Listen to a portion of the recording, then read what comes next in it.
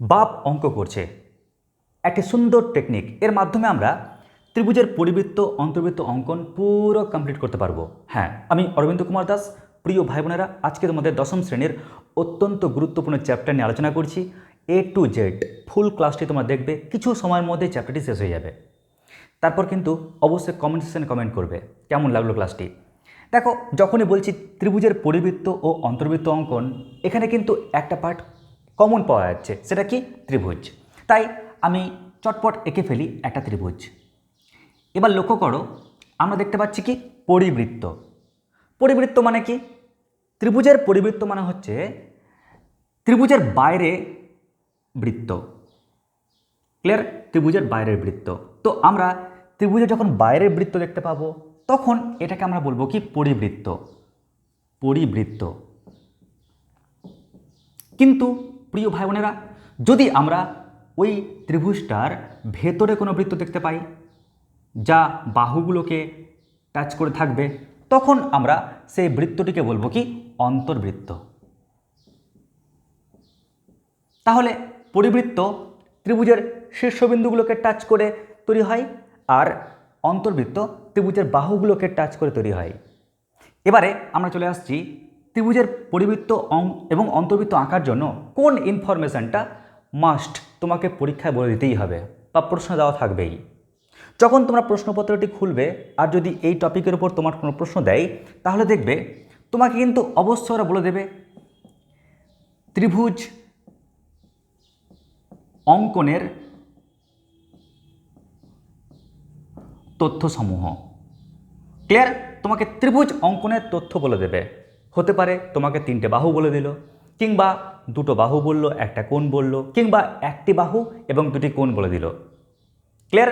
তোমাকে ইনফরমেশান দেওয়া থাকবে, সেই ইনফরমেশান পড়ে তোমাকে কিন্তু ত্রিভুজটিকে অঙ্কন করতে হবে। এটা তোমাদের প্রথম কাজ। এই কাজটা আমি এখন শেখাবো না, কারণ নিচু ক্লাসে তোমরা ত্রিভুজ অঙ্কনটা করে এসো তাই, কিন্তু আমাদের ওটা লাগবেই। নেক্সট কাজ কি? নেক্সট কাজ হচ্ছে কয়েকটা বেসিক কাজ যা তোমরা অলরেডি জানো, কিন্তু তবুও আমি মনে করার জন্য এখানে আমি একবার বলে দিচ্ছি। কি কাজ? নাম্বার 1 হচ্ছে, এই একটা ধরে নাও সরলরেখাংশ। এই সরলরেখাংশের লম্ব সমদ্বিখণ্ডক আঁকতে চাই। কেমন করে আঁকবে? তো আমরা করি কি, অর্ধেকের থেকে একটু বেশি নিয়ে কাটা কম্পাসে, কিন্তু অর্ধেকের থেকে বেশি নিয়ে আমরা উপরে কাটি, আবার নিচে কাটি, তাই না? সেম একই পরিমাপ নিয়ে উপরে কাটবো, আবার নিচেও কাটবো। তারপর আমরা যদি ওই পয়েন্ট দুটোকে জয়েন করিয়ে দিই, তাহলে আমরা পেয়ে যাই কি? লম্ব সমদ্বিখণ্ডক। যেহেতু হাতে আঁকছি, ফলে তোমাদের দেখবে ছবির রেসপেক্টে চোখ মিলবে না ঠিকঠাক, বাট আঁকার যে কৌশল, সেই কৌশলটি বলে দিলাম। যদি কেউ মনে করো স্যার কোণের অন্তর সমদ্বিখণ্ডক কীরকম, ধরো এটা হচ্ছে একটা কোণ, কেমন? এই কোণ, এই কোণের অন্তর সমদ্বিখণ্ডক কেমন করে আঁকবে? কোন টেকনিকে আঁকবে? তার কৌশল হচ্ছে, প্রথমে তোমরা কাঁটা কম্পাসের কাঁটা নিয়ে তোমরা করবে কি, একদম এই অবধি কেটে দাও।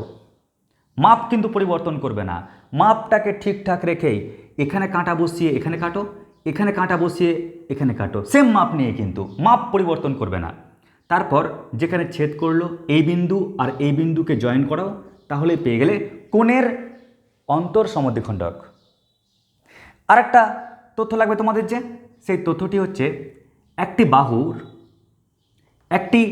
বাহুর বা বলতে পারো একটি সরলরেখাংশের ওপর কোনো একটা বিন্দু রয়েছে, ওই বিন্দু থেকে ওই রেখাংশের ওপর লম্ব কী করে টানবে? এটা ছিল লম্ব সমদ্বিখণ্ডক। ক্লিয়ার? আর এটা শুধুমাত্র লম্ব সমদ্বিখণ্ডক হলে তো এই বরাবর থাকছে, কিন্তু আমার ওই পয়েন্টে লম্বটা দরকার। কেমন করে আঁকবে? তার কৌশল হচ্ছে, তোমরা প্রথমে কাঁটা কম্পাসের, রুল কম্পাসের যে কাঁটা, এখানে রেখে প্রথমে একটা বৃত্ত চাপাকো। বৃত্ত চাপাকার পর সেই মাপটিকে পরিবর্তন না করে এখানে কাঁটা বসিয়ে এখানে কাটো, এখানে কাঁটা বসিয়ে এখানে কাটো। ক্লিয়ার? কাটার পর যদি তুমি ওই পয়েন্ট আর এই পয়েন্টকে যুক্ত করাও, তাহলে পেয়ে যাচ্ছ কি? তাহলে পেয়ে যাচ্ছ এই রেখাংশের উপর কোনো একটা বিন্দু থেকে অঙ্কিত লম্ব। আশা করছি তোমরা এই 3টে স্টেপ বুঝতে পেরেছ, আমাদের কাজে লাগবে তাই বলে দিলাম। এবার চলে আসছি ত্রিভুজের পরিবৃত্ত অন্তর্বৃত্ত আঁকার কৌশল। দেখো, এক্ষেত্রে আমাদের যে টেকনিকটা কাজে লাগবে, সেই টেকনিকটা হচ্ছে কি? বাপ অঙ্ক করছে। এখানে এখানে মাথা রাখবে বাপ, বয়াকার প, বাপ, তাই তো। তো প মানে হচ্ছে পরিবৃত্ত। পরিবৃত্ত আঁকার জন্য দরকার বাহুর লম্ব সমদ্বিখণ্ডক, বাহুর লম্ব সমদ্বিখণ্ডক। আর মাথা রাখবে অন্তর্বৃত্ত আঁকার জন্য প্রয়োজন কি অঙ্ক। ক্লিয়ার, অঙ্ক। দেখো অঙ্ক থেকে কি পাচ্ছি আমরা, অ মানে কি, অ মানে হচ্ছে অন্তর্বৃত্ত। অন্তর্বৃত্ত আঁকার জন্য দরকার ক, ক মানে কি কোণের অন্তর সমদ্বিখণ্ডক। তার মানে দেখো আমরা বুঝতে পারছি পরিবৃত্ত আঁকার জন্য দরকার বাহুর লম্ব সমদ্বিখণ্ডক, আর অন্তর্বৃত্ত আঁকার জন্য দরকার ক, ক মানে কি কোণের অন্তর সমদ্বিখণ্ডক। এবার আমরা আঁকবো কোন কৌশলে। তো বললাম তোমাদেরকে প্রথম ডিউটি কি, আগে ইনফরমেশান দেখে নিচু ক্লাসের নিয়মে যা শিখেছিলে আগে তোমরা ত্রিভুজটাকে অঙ্কন করে ফেলো। প্রথম ডিউটি আগে ত্রিভুজ অঙ্কন করে ফেলো, এটা হচ্ছে প্রথম কাজ তোমাদের। তো ধরে নাও এ বি সি একটা ত্রিভুজ। এবার তুমি তোমার ইচ্ছা মতো যে কোনো দুটো বাহুর লম্ব সমদ্বিখণ্ডক অঙ্কন করো, বাহুর লম্ব সমদ্বিখণ্ডক যে কোনো দুটো বাহু। ক্লিয়ার, কেউ এ বাহু নিতে পারো, কেউ এ বাহু নিতে পারো, কেউ এ বাহু নিতে পারো, তোমার ইচ্ছে। চলো আমি এই বাহুটা আর এই বাহুটা নিচ্ছি।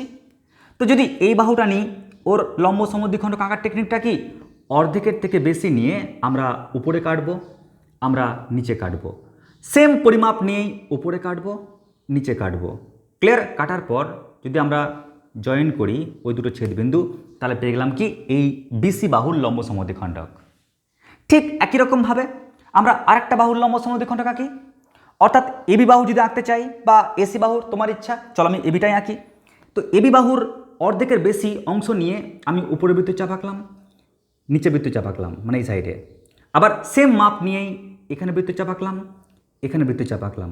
তারপর আমরা যদি পয়েন্টটাকে জয়েন করিয়ে দিই, তাহলে দেখো আমরা পেয়ে গেলাম কি এই এবি বাহুর লম্ব সমদ্বিখণ্ডক।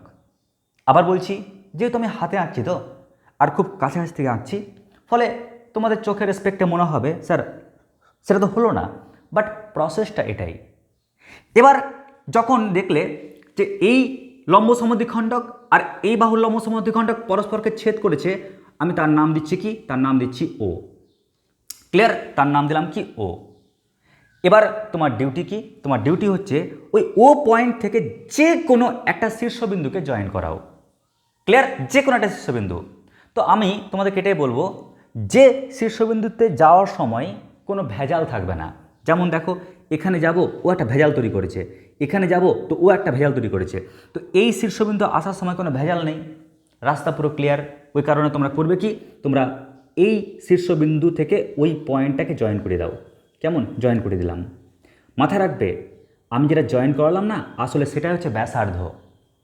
কেমন, আর এটা হচ্ছে কেন্দ্র। আমি যে বৃত্ত আঁকবো, তো বৃত্ত আঁকার জন্য কি দরকার, একটা বিন্দু দরকার, কেন্দ্র দরকার, একটা ব্যাসার্ধ দরকার।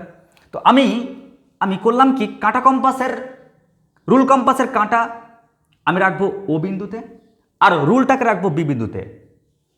তারপর সুন্দর করে যদি আমি ঘোরাই, তাহলে দেখবে আরামসে আমি একটা সুন্দর বৃত্ত পেয়ে যাচ্ছি। ক্লিয়ার, আর এটাকে আমরা বলছি কি পরিবৃত্ত, মানে পরিবৃত্ত আকার, এটাই হচ্ছে কৌশল।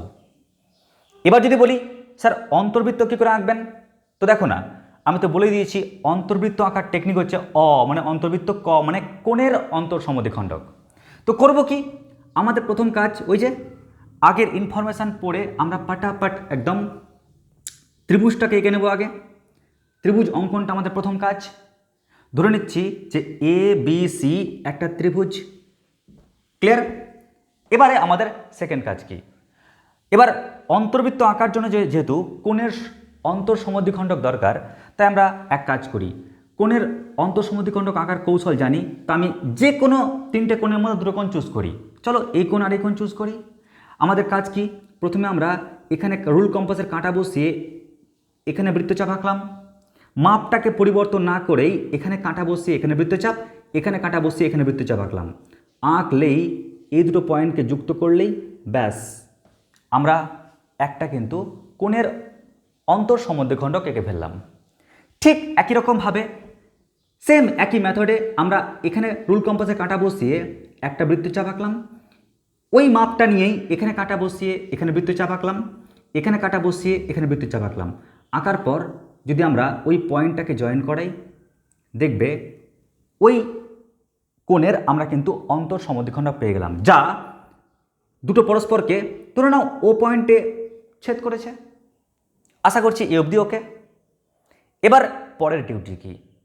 পরের ডিউটি হচ্ছে আমরা এই পয়েন্ট থেকে না এই বাহুটার উপর এই যে দেখতে পাচ্ছ রেখাংশ, তার উপর লম্ব টানবো। তো লম্ব টানার কৌশল তো জানোই। কী করব? এই পয়েন্ট থেকে এই রেখাংশের উপর প্রথমে একটা বৃত্তচাপ আঁকলাম, মাপটাকে পরিবর্তন না করেই এখানে কাঁটা বসিয়ে আরেকটা চাপ আঁকলাম, এখানে কাঁটা বসিয়ে আরেকটা চাপ আঁকলাম।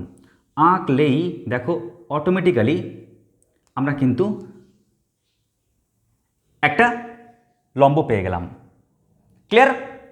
তো আমি এই পয়েন্টের নাম ধরো দিচ্ছি ডি। কেমন? এই পয়েন্টের নাম ডি দিলাম, আর টেনশন নেই তোমার। এবার করবে কি? এই যে দেখতে পাচ্ছ ও বিন্দু, তাকে বৃত্তের কেন্দ্র ভাবো এবং ওডিকে বৃত্তটার ব্যাসার্ধ ভাবো।